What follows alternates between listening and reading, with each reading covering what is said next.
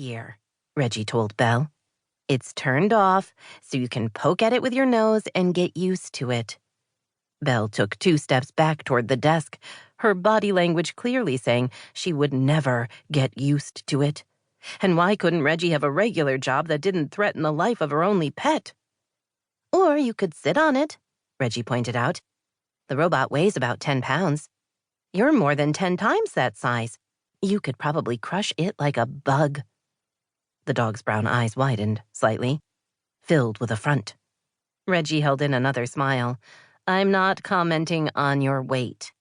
You're very beautiful and way skinnier than me. She settled on the sofa and patted the space next to her. Belle loped all of 3 strides before jumping up and leaning heavily against Reggie. The soft, rose-colored sweater Belle wore to protect herself from the damp cold of mid-November looked good on her dark gray fur. Reggie put an arm around her dog and pulled her phone out of her pocket. A quick glance at the screen told her she'd missed a call. From her mother.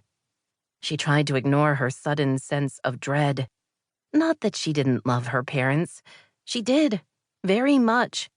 They were good people who cared about her. But they were going to insist she come home for Thanksgiving and Christmas, and she couldn't think of a single reason to refuse. Last year had been different.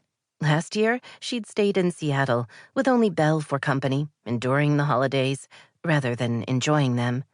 She'd given herself through New Year's to mourn the breakup and subsequent humiliation that went with the man of her dreams proposing at the lighting of the trees on the Friday after Thanksgiving, arranging an impromptu celebration party on Saturday, and then dumping her on Sunday.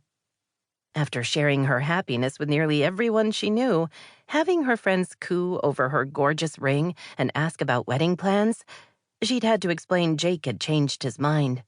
She assumed. His actual words, "I can't do this, it's over, I'm sorry," hadn't given her much to work with. Hurt and ashamed, she'd buried herself in work and her life in Seattle. She hadn't returned home to Wishing Tree even once since it had happened, preferring to lick her wounds in private. She'd told herself she was healing, but Reggie knew the truth was less flattering. She was hiding, and it was time to suck it up and get over herself. She'd worked hard to put Jake behind her and move on with her life. Thanksgiving was next week, and she was going home, like she did every year. Besides, it wasn't as if she was still mourning her ex-fiancé. She'd gotten over him, and now it was time to demonstrate that to her hometown. And, possibly, herself. At least, that's the plan, Reggie told her dog, and pushed the button to phone her mother. "Hey, Mom," she said when the call was answered. "Reggie, it's you.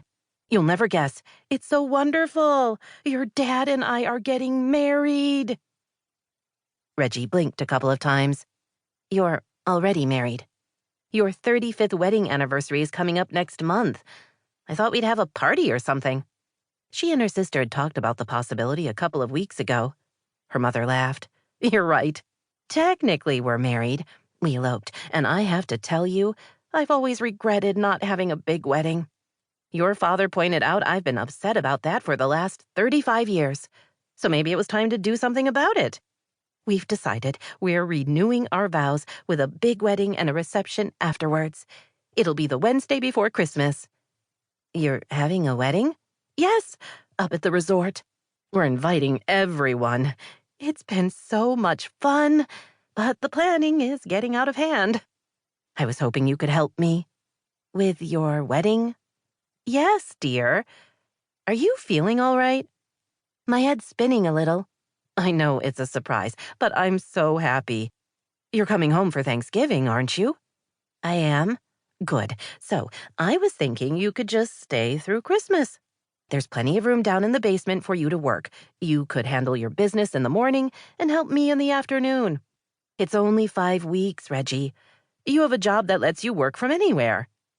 While that was technically true, Reggie wasn't thrilled at the thought of packing up her life and moving in with her folks for over a month. "What about Belle?" she asked, hoping bringing up that subject would help shift things. "You know we love her." "She's afraid of Bert." "Oh, they're fine together."